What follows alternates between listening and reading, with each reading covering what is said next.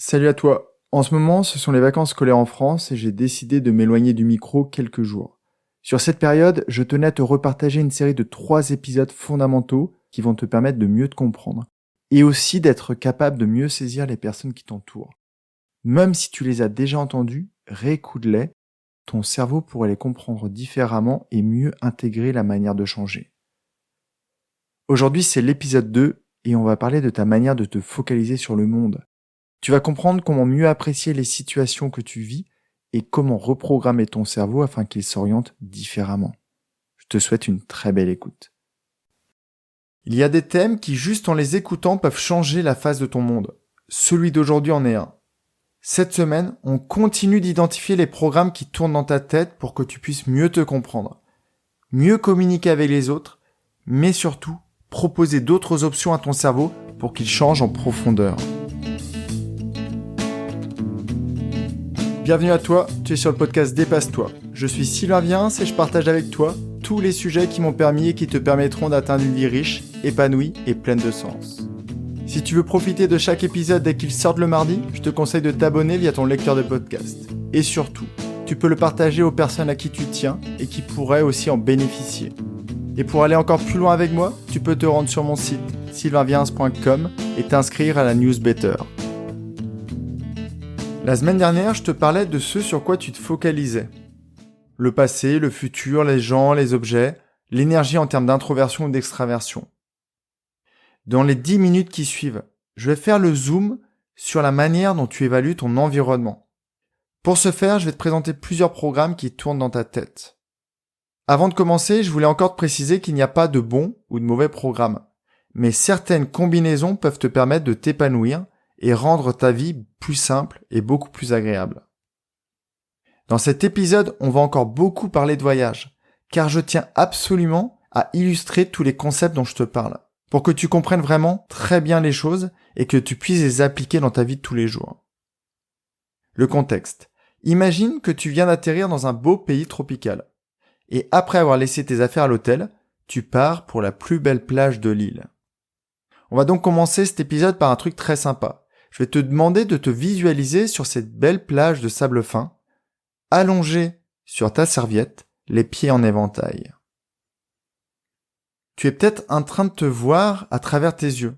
Et dans ce cas, l'image qui s'affiche, juste là maintenant, c'est l'océan qui est devant toi, ou peut-être la vue de ton parasol. Mais tu pourrais t'y voir différemment. Tu pourrais voir quelqu'un avec ton visage et ta morphologie allongé sur cette serviette. Un peu comme si tu étais un petit drone au-dessus de lui. Qu'est-ce que ça change ? Énormément de choses. D'un côté, tu es en associé, tu vois à travers tes yeux, et peut-être même que tu sens la chaleur sur ta peau. Il est possible aussi que tu ressentes une émotion très positive, comme si tu étais vraiment sur cette plage.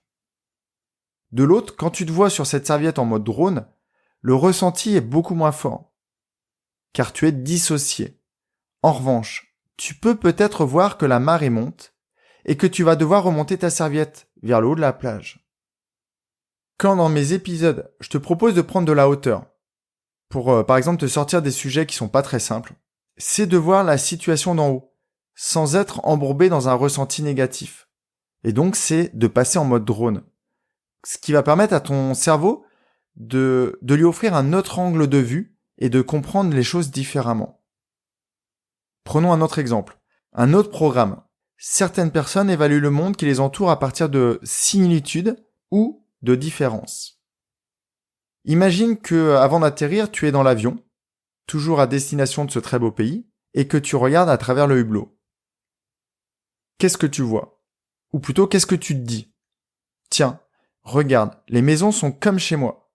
Le sable a la même couleur. Les habitants roulent dans les mêmes voitures que les nôtres. Ou alors, waouh, regarde la taille de leur palmier, la couleur de l'eau qui est turquoise, l'agencement de leur quartier qui est totalement différent. Qu'est-ce que ça change ? D'un côté, tu cherches ce qui te rapproche de ce que tu connais déjà, comme une manière de te rassurer. Et de l'autre, tu repères les différences et tu confirmes le fait que tu aimes le changement. Mais en faisant ça, tu peux passer à côté de certaines choses qui pourraient t'aider à structurer ta vie, certains repères dont tu as besoin pour vivre au mieux l'expérience. Comme très souvent, l'idéal serait un mix des deux, ou la capacité à changer d'un programme, de passer d'un programme à l'autre. Avoir des repères, mais proposer à ton cerveau les différences, qui pourraient lui permettre d'élargir sa perception, et donc qui pourraient donner à ton cerveau l'envie d'ouvrir de nouvelles portes, pour reprendre l'image de l'épisode 50 sur la zone de confort. Attaquons un troisième programme. Imagine maintenant que l'on revienne au moment du choix du pays. T'étais devant un catalogue et tu hésitais entre plusieurs endroits. Tu aurais pu décider sur ta propre vision et te limiter à ça. Par exemple en imaginant ce que tu pouvais y trouver. Tu aurais pu aussi te décider en demandant aux autres. Et dans ce cas, tu laisses le choix de ta destination aux personnes qui t'entourent. Or, eux ne vivent pas dans ta réalité. Ou alors, ce qui aurait pu être la meilleure solution dans ce cas-là, c'est que tu aurais pu faire ton choix en te basant sur ton idée de ce voyage, ce que tu voulais y trouver, mais en vérifiant avec quelques avis extérieurs. Et dans ce cas-là, c'est un bon compromis. Certains regardent en eux pour décider. D'autres ne font que se reporter à l'extérieur. Et si jamais c'est ton cas, je te conseille vraiment l'épisode 30 sur pourquoi ne plus se comparer aux autres. Pour que tu comprennes bien, je te propose de plonger en associé dans ma peau. Imagine que je viens de publier un épisode et je vais t'illustrer les 3 modes dont je viens de te parler. Donc j'ai publié l'épisode et je me base sur ma vision et je me parle intérieurement. Ouais, génial, moi je l'adore et c'est ce qui compte. Le deuxième cas, j'appelle un de mes auditeurs. Alors, comment tu l'as trouvé ? Et donc j'attends de sa part une sorte de justification, une validation de l'épisode. Et le troisième, un mix plutôt sympa dans cette situation. Je profite de rebondir sur un mail d'un auditeur qui me posait une question sur l'épisode pour lui demander ce qu'il en a pensé. Son feedback. Ce qui va me permettre d'améliorer mon contenu. Donc j'ai confiance en sa qualité, mais je recherche quand même à progresser. Voyons un autre programme. On va revenir sur cette plage. Imagine que tu sois en train de vivre la scène en associé, donc à travers tes yeux. Et je vais te demander de me dire ce que tu vois. D'après toi, combien de temps va durer notre discussion ? Est-ce qu'elle va durer 30 secondes ? Tu vas me dire, ouais, je suis sur ma serviette, il y a de l'eau en face de moi, elle est à 26 degrés, c'est ce qui est noté sur le tableau, et le ciel est un peu couvert. Il fait 28 degrés à l'ombre. Mais est-ce que cette discussion ne pourrait pas durer au moins 5 minutes ? Je suis sur ma serviette, qui est blanche et noire, on y voit un petit zèbre. J'ai mis mon maillot rouge, que j'ai acheté l'année dernière. J'ai ma paire de lunettes de natation à droite, et le livre que je suis en train de lire à gauche. Le ciel est magnifique, bleu, mais il y a aussi quelques nuages très légers. Mais je suis certain qu'ils vont disparaître avec la chaleur. Et tu pourrais continuer comme ça pendant de très longues minutes. Alors est-ce que tu as saisi la différence ? D'un côté, tu as quelqu'un qui est très synthétique, très factuel. Il se base sur les informations. Et de l'autre, quelqu'un qui détaille tout de manière très précise, très détaillée, mais en se basant beaucoup sur la manière dont il ressent les choses. Ces programmes peuvent être à l'origine de beaucoup de communications difficiles. Et je vais te prendre un autre exemple. Imagine tu poses une question à quelqu'un. Et là, tu vois la personne partir dans un monologue hyper détaillé. Au bout de quelques minutes, tu te rappelles même plus de la question. Ou tu te rappelles même plus du début de l'histoire. A contrario, tu poses la même question à une autre personne. Et là, la personne te donne tellement peu de détails que tu es obligé de la reposer à quelqu'un d'autre. Je vais encore prendre un autre programme pour que tu comprennes vraiment les différentes manières d'évaluer le monde. Et je vais te parler des valeurs. C'est vraiment un thème fondamental dont j'ai parlé, beaucoup parlé, et je vais encore t'en reparler. Certains d'entre nous cherchent à éviter ce qui leur convient pas. Mais d'autres, et j'espère que tu en fais partie dans la majorité des situations, cherchent avant tout à aller vers ce qui leur plaît, vers leurs valeurs. Alors reviens dans ce pays où tu viens d'atterrir. Tu as décidé de trouver un site pour randonner. Au petit déjeuner, dans la salle de réception, tu croises un serveur qui a l'air sympathique et tu lui poses une question. Bonjour, j'ai décidé de marcher aujourd'hui. Pouvez-vous m'indiquer un site où je n'aurai pas trop chaud, où je ne risque pas de tomber sur des gens peu recommandables et où je ne verrai pas beaucoup de touristes ? A contrario, tu aurais pu lui poser la question suivante. Bonjour, j'ai décidé de randonner. Pouvez-vous m'indiquer un site où je pourrais me baigner ? où je pourrais voir de la végétation luxuriante et peut-être rencontrer des animaux, et où je pourrais me restaurer localement. Alors encore une fois, il n'existe pas un bon et un mauvais programme. Dans certains cas, éviter ce qui ne te plaît pas peut être très utile. Mais quelqu'un de bloqué dans ce mode va passer sa vie à éviter ce qui ne lui plaît pas, sans chercher à identifier ce qui lui plaît et orienter son énergie pour atteindre ça. C'est déjà la fin. Dans cet épisode, je t'ai présenté 4 programmes différents.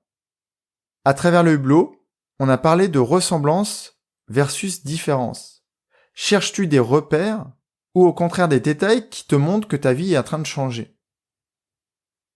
Sur la plage, on a parlé de dissocier versus associer. Vis-tu la situation en mode drone, ce qui te permet de prendre de la hauteur? Ou à contrario, la vis-tu à travers tes yeux, avec toutes les émotions qui y sont liées? Concernant le choix du pays, on a parlé de référence interne versus référence externe. Te bases-tu sur ton avis ou sur celui des autres? Lors de la description de la scène plage, on a parlé de global et factuel versus détail et intuitif. Et enfin, avec ce serveur, pour le choix de la randonnée, on a parlé d'aller vers ou d'éviter certaines choses. Au bout de 2 épisodes, je pense que tu as bien compris que selon ton programme, ta vie est totalement différente. Et j'insiste vraiment, pas de bon ou de mauvais programme, mais juste des programmes plus ou moins adaptés aux situations. La semaine dernière, on analysait ce sur quoi tu te focalisais. Cette semaine, comment tu évalues ta réalité? Et la semaine prochaine, on va rester sur le même sujet. Et on va regarder tous les deux la manière dont tu agis.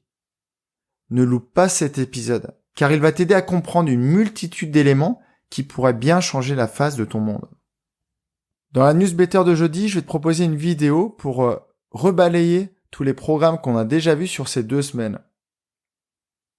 En attendant donc cette lettre de jeudi, ou le dernier épisode sur ce sujet, je te propose vraiment de me laisser un feedback sur Apple Podcast. Ça va me permettre de m'améliorer. Et surtout, tu peux me préciser un thème que je pourrais traiter dans la saison 2 à partir de septembre. En attendant, je te souhaite une très très belle journée. Prends vraiment bien soin de toi et à très vite. Bye bye. Si cet épisode t'a appris quelque chose, n'hésite pas à en parler autour de toi. Dis-toi qu'à chaque fois que tu m'aides à le diffuser, tu fais tous les jours un peu plus pour aider tes proches et influencer positivement les gens qui nous entourent. Je te remercie très sincèrement pour ton écoute et je te souhaite vraiment le plus beau pour la suite.